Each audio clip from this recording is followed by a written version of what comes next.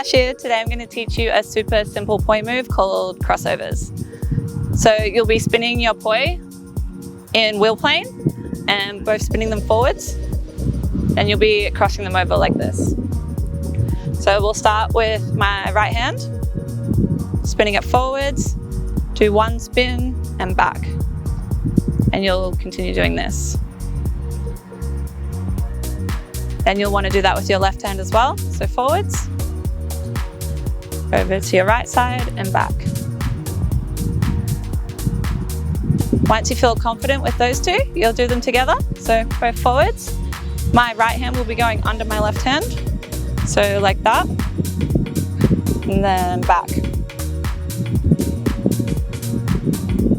And that is crossovers.